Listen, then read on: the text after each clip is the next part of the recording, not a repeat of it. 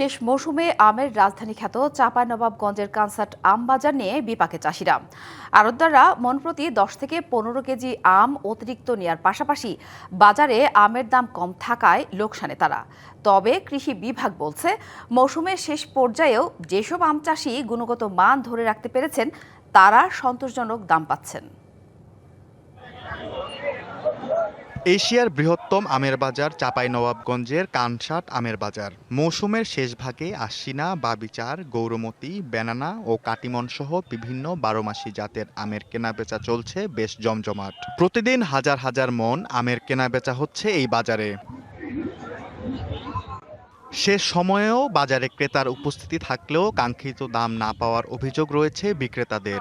একদিকে অতিবৃষ্টির কারণে একসাথে সব আম পেকে যাওয়ায় বিক্রি করতে বাধ্য হচ্ছেন, অন্যদিকে আড়তদাররা মন প্রতি 10 থেকে 15 কেজি আম অতিরিক্ত নেয়ায় লোকসানে পড়তে হচ্ছে তাদের। বিগত বছরগুলোর তুলনায় এবছর বাজার একটু কম, দাম কম। টাকাটা ওনারা যে অনুযায়ী আশাই ছিল, যেটা পাওয়ার কথা ছিল, সে দামটা পাচ্ছেন না। বাংলা কিউআর যেখানে নগদ পেমেন্ট সেখানে। সারা দেশে 10 লাখেরও বেশি মার্চেন্টে নগদে পেমেন্ট করুন খুব সহজে। শেষ মুহূর্তে এখন বাজার বেশি হওয়ার প্রয়োজন ছিল, কিন্তু আসলে বাজার কম হচ্ছে। আর আম ব্যাপারীরা বলছেন, বাইরে আমের দাম না থাকায় কম দামে আম ক্রয় করতে হচ্ছে। যে দামে আম কিনে নিয়ে যেতে পারছে সেই দামে তো বিক্রি করতে পারছি না। দেখা যাচ্ছে হাইসলে ঝিনাইদাতে বিক্রি হচ্ছে 50 টাকা কেজি।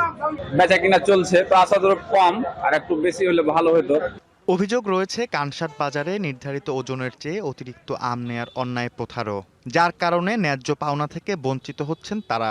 ওজনটা বেশি নেয়, 55 কেজিতে মন। এটি সুরাহা গভর্নমেন্ট থেকে নির্দেশনা দেওয়া হয়েছিল কেজিতে মন, কিন্তু এখনো হয়নি। আম চাষি এবং আড়তদারদের একটা জটিলতা আছে, তারা এখনো বুঝেনি যে আমরা কি সর্বনাশটা করছি। তবে কৃষি বিভাগ বলছে, মৌসুমের শেষ পর্যায়েও যেসব আম চাষি গুণগত মান ধরে রাখতে পেরেছেন তারা পাচ্ছেন সন্তোষজনক দাম।